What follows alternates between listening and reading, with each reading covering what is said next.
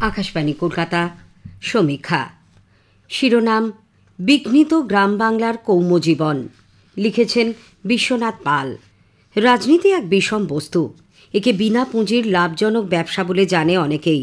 তবে গ্রাম্য রাজনীতি, যাকে বলে ভিলেজ পলিটিক্স, তাতে বাংলার জুড়ি মেলা ভার। অজপাড়া গায়ে কাঁচা ঘরবাড়িতে বাস করা মানুষগুলির মাটির মতো নরম মন ক্রমশ পাষাণ হচ্ছে রাজনীতির বিষাক্ত ছোঁয়ায়। কৃষিকাজে কঠোর পরিশ্রমে দিন গুজরান করা গ্রামীণ মানুষের যাপন থেকে জলসা, কীর্তন, ভাসান, রামযাত্রা, কেষ্টযাত্রা, পুতুল নাচ, নাটক, যাত্রাপালা এখন একরকম উধাও। সোশ্যাল মিডিয়ায় ভেসে আসা উস্কানি আর রাজনীতির উটকো ঝামেলা ছায়া সুনিবিড় শান্তির নীড়ে অশান্তির রক্তিম আঁচল বিছিয়েছে।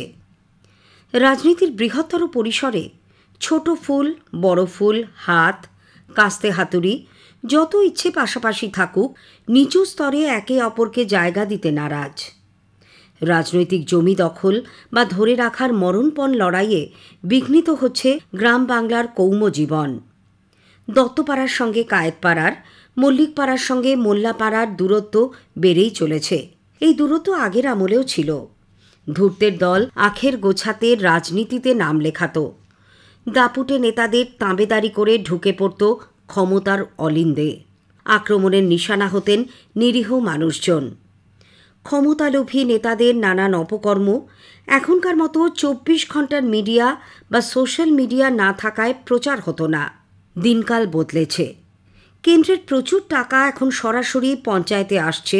জব কার্ড, পাকা বাড়ি, শৌচাগার, রেশনের ছোট কার্ড, বার্ধক্য ভাতা, শিল্পী ভাতা, ত্রাণ সহ বিভিন্ন সুযোগ বহুকে বঞ্চিত করে 2-4 জন লুফে নিচ্ছে বলে গ্রামে গ্রামে দেখা দিচ্ছে সংঘাত। শুধু শাসক আর বিরোধীদের মধ্যে লাঠি, রড, টাঙি, বোমা বা পিস্তল নিয়ে এই সংঘাত হচ্ছে বললে ভুল হবে।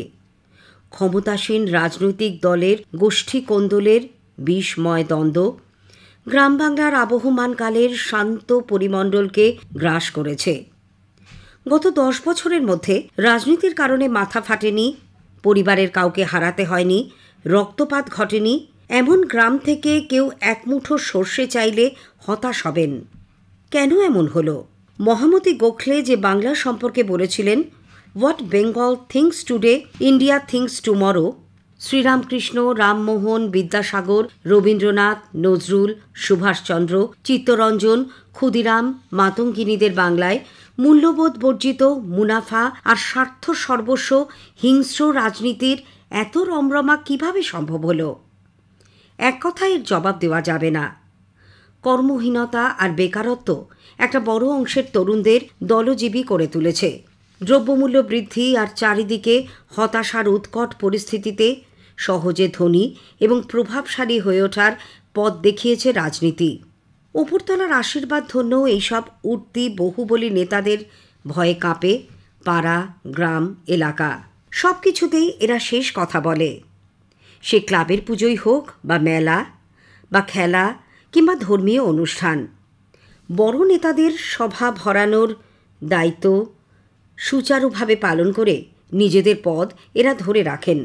কখনো সখনো অত্যাচারী নেতাদের বিরুদ্ধে রুখে দাঁড়ায় গ্রামের নারী পুরুষ, যেমন দেখা গিয়েছিল সন্দেশখালিতে। কিন্তু সেই বিদ্রোহকে বাগে আনার কৌশলও শাসকের করায়ত্ত। আনন্দে শোকে পরস্পরকে আগলে রেখে সঙ্গে নিয়ে বাঁচার যে গ্রামীণ পরম্পরা যুগ যুগ ধরে চলে এসেছে তা এখন অতীত। রাজনীতি ঢুকে পড়েছে পরিবারের অন্দরমহলে। বোমা বারুদের কটু গন্ধে ছেয়েছে গ্রামের কৌমজীবন। ভোট এলেই তাই বুক কাঁপে অনেকের। ভোটকে কেন্দ্র করে হানাহানি, আবার ভোট মিটতে না মিটতেই হিংসার দাপাদাপি আর আতঙ্কের দিন যাপন। এই বিষাক্ত চক্র থেকে বাংলার মুক্তি নেই। সমীক্ষা শেষ হলো। এটি লিখেছেন বিশ্বনাথ পাল।